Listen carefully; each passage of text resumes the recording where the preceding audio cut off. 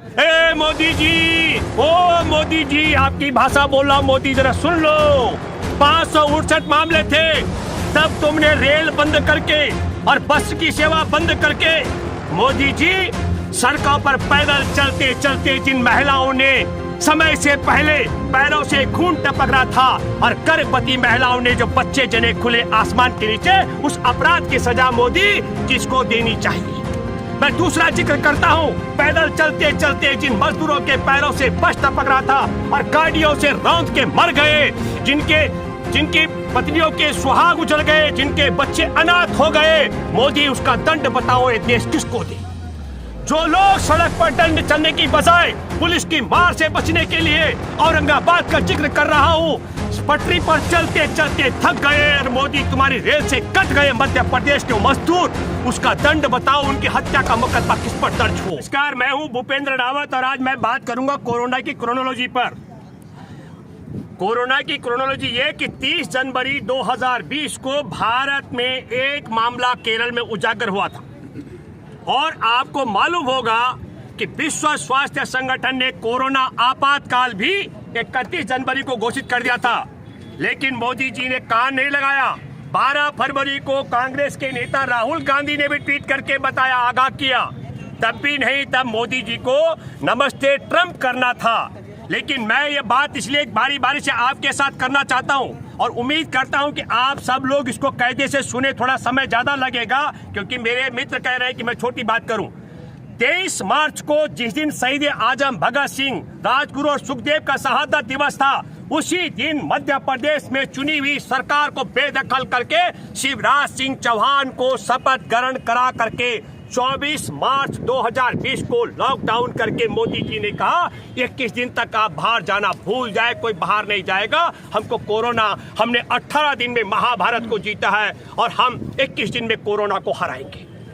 मैं आपके माध्यम से कहना चाहता हूं, जिस दिन हमारे देश में 569 मामले थे, ए मोदी जी, ओ मोदी जी, आपकी भाषा बोल रहा हूं मोदी, जरा सुन लो।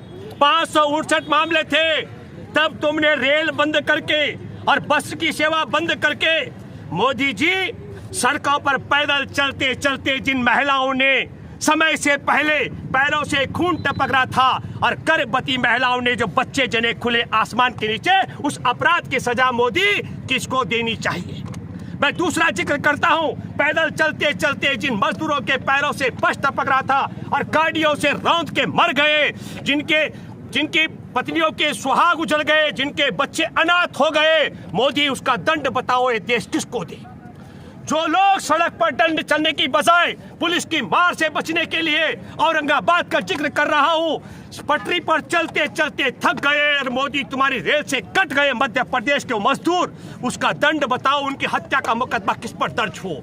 मैं बात करना चाहता हूं, जो मजदूरों की गाड़ियां आपस में टकराई, वो किसको, उसकी सजा किसको दे। मैं ये बात इसलिए कह रहा हूं, आप देशवासियों ध्यान से सुने। 569 मामले थे, देश में ताला बंद कर दिया, रेल और बस सेवा छीन ली और 45,000 से ज्यादा मामले जब उजागर हुए 4 मई को, तो दारू के ठेके खोल दिए।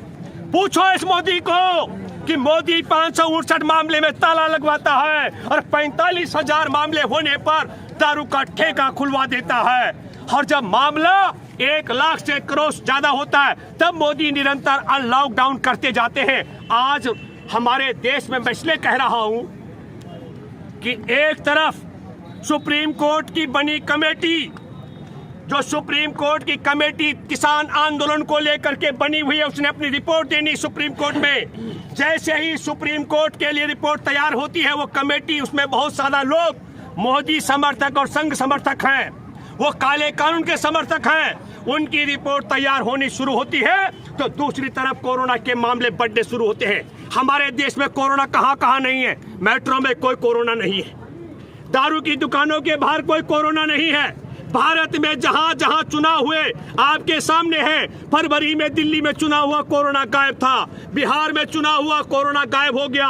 मध्य प्रदेश में चुनाव था, कोरोना गायब हो गया। और तमिलनाडु में चुनाव है, वहां थोड़ा थोड़ा मामले। अब देखिए, पश्चिम बंगाल में कोरोना नहीं, पांडुचेरी में कोरोना नहीं, इससे पहले गुजरात में चुनाव हुए, वहां कोरोना गायब था। हैदराबाद में चुनाव हुए, वहां कोरोना गायब था।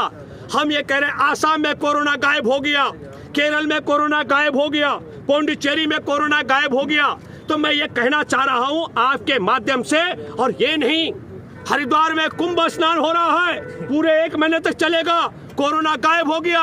अभी एक बहुत बड़ी नरसिंह यात्रा निकली गोरखपुर में, हजारों हजार लोग थे, उसमें कोरोना नहीं था। होली के नाम पर बनारस के अंदर लाखों की संख्या में लोग जुटे और वहां कोरोना गायब था। ये कोरोना का हम लोगों को समझना चाहिए कि कोरोना असल में क्या है। अगर ये सच में कोरोना है, इसका डर है, तो क्या ये चुनाव आयोग के इशारे पर चलता है क्या? चुनाव में रैलियों में कोरोना नहीं, शराब की दुकानों के बाहर कोरोना नहीं, धार्मिक कार्यक्रमों में कोरोना नहीं। लेकिन जैसे जिन राज्यों में चुनाव हो चुके हैं, कोरोना, बिहार में कहा गया होली मिलन नहीं करने देंगे, कोरोना आ गया।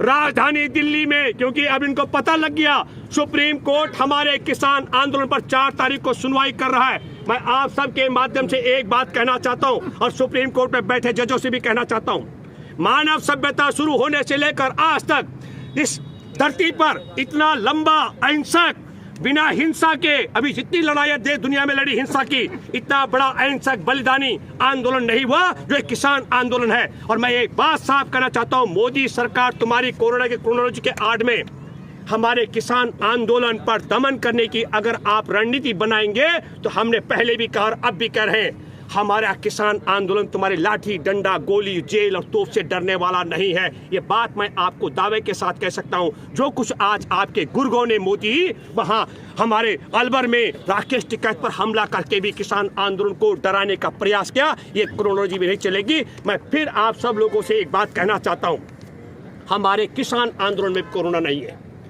चुनाव की रैली में भी कोरोना नहीं है। और पूरे भारत के लोगों से मैं अपील करता हूं, यदि सच में आप देश से कोरोना भगाना चाहते हैं, तो आप सब लोग अपने अपने जगह पर गांव में किसान पंचायतों का आयोजन करें। और जब आप किसान पंचायतों का आयोजन करते हैं, कोरोना गायब हो जाता है। या तो चुनाव की रैली से कोरोना भागता है, और या फिर किसानों की पंचायत से कोरोना भागता है। और जिन भाइयों को यकीन नहीं आ रहा हो, उनसे मैं अपील कर रहा हूं, आप अपने घर से एक मुट्ठी अनाज का परिवार सहित आए गाजीपुर, और हमारे धरने पर आए सिंगू बॉर्डर और टिकरी बॉर्डर। मैं दावे के साथ मैं कह सकता हूं, आप देखेंगे ऐसे हजारों हजार किसान आपको मिलेंगे। न कोरोना का डर, न मास्क जरूरी, और न शारीरिक दूरी। मैं ये बात इसलिए भी कहना चाहता हूं, आप सब लोगों से मैं अपील करता हूं। और दूसरा, यदि सच में हमारे देश के महामहिम राष्ट्रपति चाहते हैं कि भारत से कोरोना भाग जाए, तो कोरोना चुनाव की सभाओं से भाग जाता है। तो भारत में कोरोना भगाने के लिए, 3 काले कानून खत्म कराने के लिए, न्यूनतम समर्थन मूल्य की गारंटी का कानून बनाने के लिए, और हमारे देश को बेचने वाले देश विक्रेता से देश को बचाने के लिए इस सरकार को बर्खास्त किया जाए और एक ही दिन लोकसभा चुनाव की ऐलान कर दिया जाए, ताकि पूरे देश के अंदर चुनाव प्रचार की रैलियां हो और कोरोना चुनाव प्रचार की रैलियों से भाग जाए। ये बात मैं आपके साथ कहना चाहता हूं और आप सब लोगों से अपील करता हूं। और दूसरी बात है, किसान आंदोलन में शरीक हो जाओ। अगर यहाँ नहीं पहुंच सकते हो, अपने अपने गांव में किसान पंचायत करो। 3 काले कानून के खिलाफ न्यूनतम समर्थन मूल्य की गारंटी को कानून बनाने के लिए, तो मैं दावे से कहता हूं, आपके गांव से, आपके शहर से, आपके कस्बे से, जिले से, राज्य से और देश से कोरोना भाग जाएगा। जय जवान, जय किसान, धन्यवाद। किसान एकता जिंदाबाद, किसान एकता जिंदाबाद, मजदूर एकता जिंदाबाद, जय जवान, जय किसान।